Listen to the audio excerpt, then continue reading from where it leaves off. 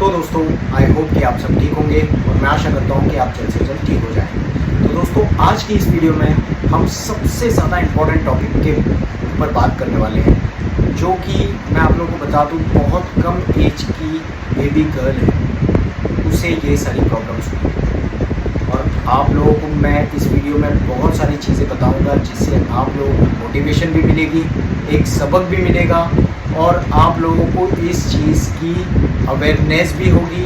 और आप लोगों को एक और चीज़ पता चलेगा, वो ये है कि इस प्रॉब्लम से आप अकेले नहीं लड़ रहे हो। पूरे दुनिया में काफ़ी लोग हैं जो लोग इस प्रॉब्लम से लड़ रहे हैं। कुछ लोग होते हैं वो भगवान को ब्लेम करते हैं, खुद को ब्लेम करते हैं कि भगवान मेरे साथ ये ऐसा क्यों किया, मैं तो बहुत अच्छा था, मैं ऐसा था। बट एक चीज़ मैं आप लोगों को बता दूं दोस्तों, आप अकेले नहीं हो इस यूथ में, और भी काफ़ी लोग हैं। आज ऐसी स्टोरी लेकर आया हूँ ना दोस्तों आप लोगों के साथ, जो कि मैं खुद सुनकर मैं खुद हिल गया हूँ अंदर से कि इतने कम उम्र की लड़की को कैसे एंजाइटी हो सकती है। ठीक है, जब मैंने उनकी पेरेंट्स से बात की, मैं लिटरली कह रहा हूँ वो खुद शॉक है कि इतनी ब्रिलियंट लड़की जिसे ये सारी प्रॉब्लम हो रही है। तो चलिए आगे उनके सिम्टम्स के बारे में जानते हैं और उनकी क्या क्या प्रॉब्लम्स थी वो सारी चीज़ें जानते हैं, और ये भी जानते हैं कि वो इतनी सी नन्ही लड़की कैसे इस प्रॉब्लम को फेस कर रही है, उससे फाइट करना चाहती है, उससे बाहर निकलना चाहती है। तो ये वीडियो आप लोगों के लिए बहुत ज़्यादा मोटिवेशन होगा और बहुत सारी चीज़ें आप लोगों को समझ भी सीख मिलेगी। ठीक है दोस्तों, तो बात करते हैं अर्चना जी। ठीक है, बहुत छोटी सी लड़की है, ओनली 17 ईयर्स ओल्ड, राइट।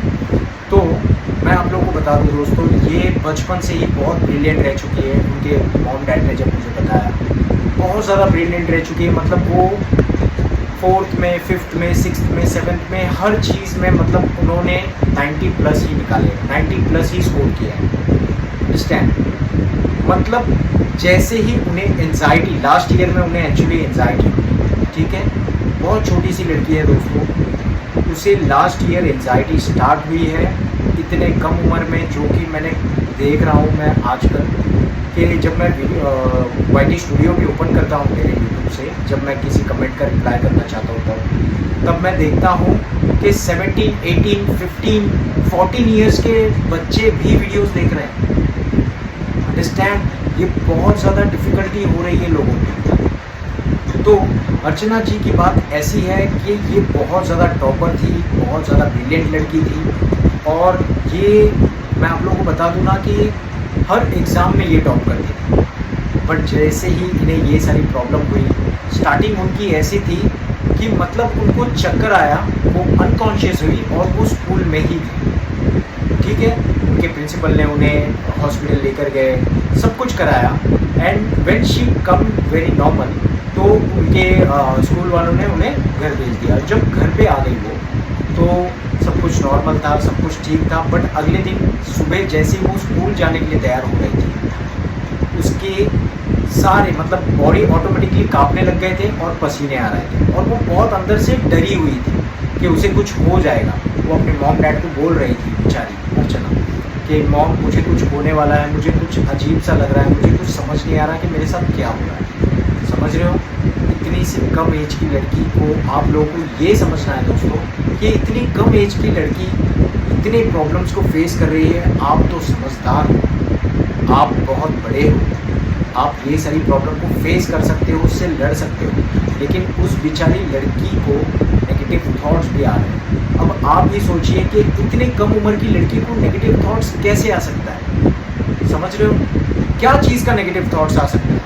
चलो ठीक है, पढ़ाई का वो तो सभी लोगों को होता है कि हाँ मैं डरी हुई हूँ, मेरा एग्ज़ाम के लिए प्रिपरेशन ठीक नहीं हुआ है, या मेरा कहते हैं ना कि हम जब भी ओपन डे में जाते हैं तो मैं उस चीज़ के लिए प्रिपरेशन नहीं हूँ, मुझे कुछ सब्जेक्ट है, होमवर्क है, वो चीज़ नहीं, वो चीज़ आते हैं। बट ये इस बेचारी लड़की को अपने फ्यूचर का छोड़कर अपने प्रेजेंट का ज़्यादा नेगेटिव थॉट्स आता है कि कहीं मुझे कुछ हो तो नहीं जाएगा, मुझे कोई बीमारी तो नहीं हुई है, मेरे हेयर लॉस हो रहे हैं, मुझे डाइजेशन इश्यूज़ हो रहे हैं, मुझे चलने में कोई एनर्जी नहीं रह रही है। ऐसे सारे थॉट्स उन्हें आते रह रहे हैं दोस्तों। तो आप लोगों को समझना होगा कि ये प्रॉब्लम कितनी बेकार है, स्पेशली अर्चना जी के लिए। बहुत छोटी सी बच्ची है ना, बट जब मैं उनसे बात करता हूँ दोस्तों, मैं आप लोगों को बता दूँ, वो कहती है कि भैया मुझे इस चीज़ से लड़ना है, मुझे इससे बाहर निकलना है, क्योंकि 1 साल से बेचारी इस प्रॉब्लम से फेस कर रही है और आज उनकी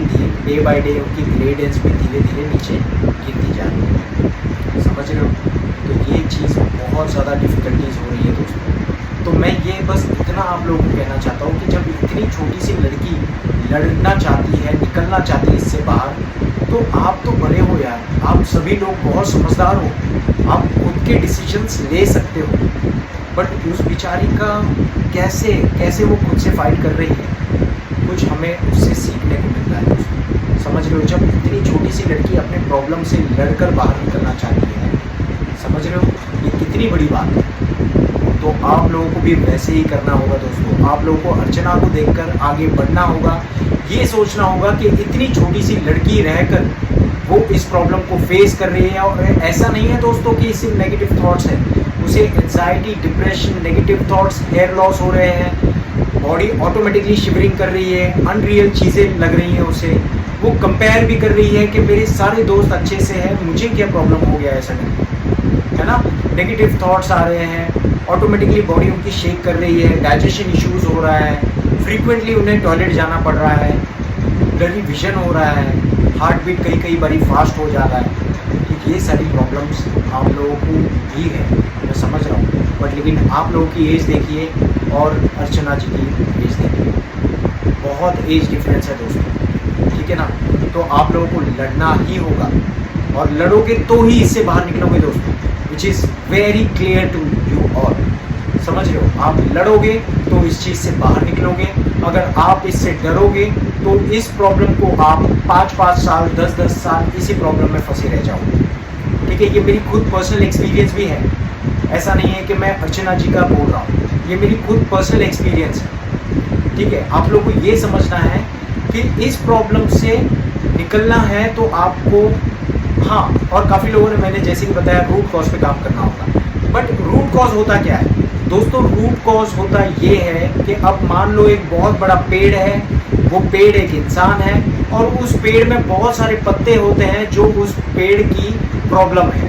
समझ लो उस इंसान के ऊपर उतने सारे पत्ते हैं और वो पत्ते इंसान की प्रॉब्लम है, समझ रहे हो। अब अगर मैं आप लोगों को कहूँ कि आप एक एक प्रॉब्लम को ख़त्म कीजिए, तो आप एक एक पत्ते तोड़ोगे, एक एक पत्ते तोड़ने में आप लोगों को सालों साल लग जाएंगे, है ना, सालों साल लग जाएंगे। लेकिन अगर मैं आप लोगों को कहूँ कि यार आप जड़ पे वार करो, आप उसके जड़ पे वार करो ताकि ये प्रॉब्लम फिर से उगे ही ना, तो क्या वो पत्ते फिर से उगेंगे दोस्तों? अगर एक बार आपने उस पेड़ के जड़ पे वार कर दिया या जड़ों को काट दिया, तो ये चीज़ होता है रूट कॉज दोस्तों। To be very clear, root cause वो होता है कि ये प्रॉब्लम कैसे स्टार्ट हुई, उसके ऊपर काम करना है हमें। और जब नेगेटिव थॉट्स आता है उसके बाद हम जब पैनिक होते हैं तो उसके पहले जो हमें सबसे पहला थॉट आता है वही हमारी ट्रिगरिंग पॉइंट होती है एंजाइटी की। तो हमें ट्रिगरिंग पॉइंट पे प्रेशराइज करना है, ट्रिगरिंग पॉइंट के ऊपर काम करना है और रूट कॉज के ऊपर काम करके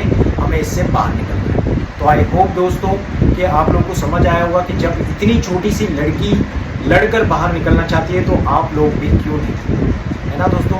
और मैं चाहता हूं कि अगर आप लोगों को कोई हेल्प चाहिए या कोई भी अगर मतलब मान लो कोई भी अगर प्रॉब्लम है, अगर आप शेयर नहीं कर पा रहे हो फैमिली से, तो आप कोई अच्छे डॉक्टर या अच्छे साइकियाट्रिस्ट के पास जाइए, या तो आप मुझे भी कांटेक्ट कर सकते हो, मेरा कांटेक्ट डिस्क्रिप्शन में दिया है। थोड़ा सा लेट हो सकता है बट मैं आंसर ज़रूर करूँ, ठीक है दोस्तों।